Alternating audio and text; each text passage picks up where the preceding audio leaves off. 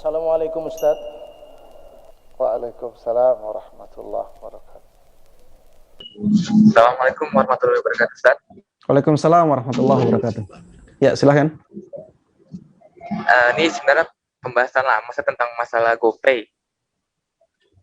Kan beberapa asatiza kan ada yang mengatakan takifnya qard atau hutang.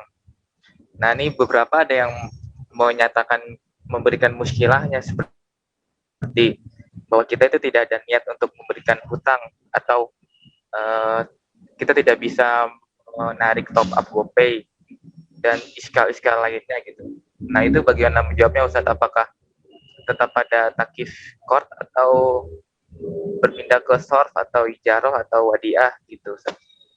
Syukran Ustaz. Baik.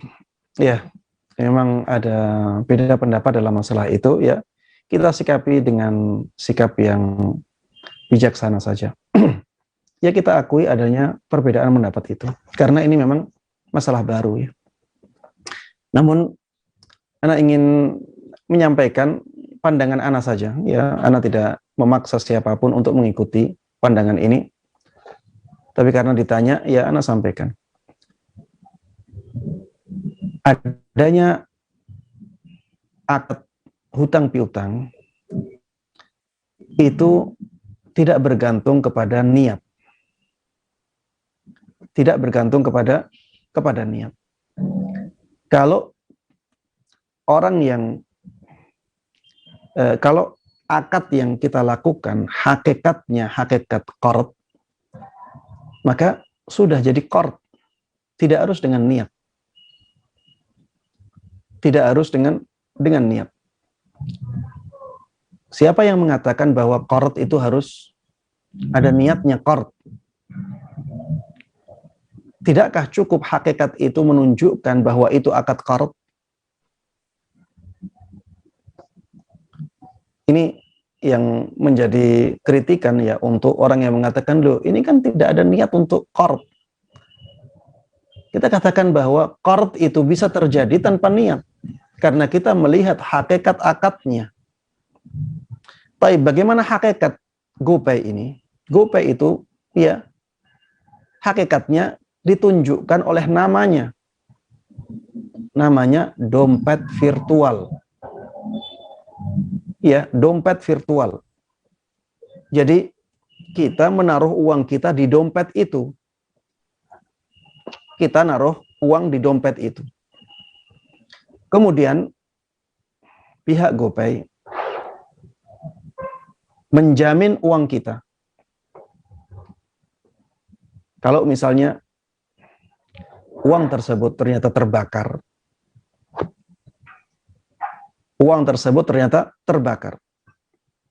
dicuri orang, misal, GoPay bertanggung jawab tidak untuk mengganti uang kita yang di dompet dia? Jawabannya iya. Dia wajib mengganti. Kalau dia wajib mengganti, padahal dia tidak teledor, maka jadinya bukan titipan itu. Itu jadinya hutang piutang. Jadinya piutang, ya. Kemudian perkataan bahwa nasabah atau konsumen atau orang yang top up itu, yang punya saldo itu tidak bisa narik lagi, ini tidak benar juga ya. Tidak benar juga. Bisa ditarik lagi. Bisa ditarik lagi. Bisa ditransfer ke rekening bank juga. Nanti dari bank kita bisa ngambil. Hakikatnya hakikat uang. Ya. Hakikatnya hakikat uang. Kemudian kenapa kita katakan qard piutang? Karena ada tasarruf, ada tindakan yang dilakukan oleh pihak GoPay. Walaupun tindakan tersebut tindakan keterpaksaan karena diikat oleh aturan. Tapi yang jelas GoPay telah melakukan tindakan. Ya, dan yang sejenisnya ya, GoPay, OVO dan yang sejenisnya. Mereka telah melakukan tindakan yang menggunakan uang nasabah. Atau apa itu istilahnya? Intinya orang yang melakukan top up di dompet virtual itu. Apa tindakan yang dilakukan oleh para pemilik usaha tersebut? Mereka diwajibkan untuk menyetorkan uang itu ke BI. Kalau tidak 70%, 75%. Wallahu alam, anak agak lupa ya, tapi ada kewajiban dari mereka untuk menyetorkan 70% uang tersebut kepada BI. Nanti yang berputar hanya sisanya itu, 25-30%. Baik, dari penyetoran ini, pihak GoPay mendapatkan bunga dari BI. Mendapatkan bunga dari BI. Memang GoPay tidak punya hak untuk menggunakan uang itu. Mereka tidak punya hak untuk menggunakan uang itu. Tapi mereka sudah gunakan uang itu untuk mendapatkan keuntungan dari BI. Tapi untuk belanja mereka tidak bisa. Untuk membeli sesuatu dengan uang itu tidak bisa. Tapi yang jelas mereka sudah menggunakan uang itu disetorkan ke BI untuk mendapatkan keuntungan. Semakin banyak uang yang disetorkan ke BI dari 70% itu, maka semakin besar bunga yang mereka dapatkan. Semakin besar bunga yang mereka dapatkan. Inilah rahasia kenapa mereka berlomba-lomba untuk mendapatkan konsumen sebanyak mungkin. Makanya mereka berlomba-lomba untuk memberikan sesuatu, ya, layanan yang menarik konsumen, ya, seperti misalnya gratis ongkir lah, atau diskon, atau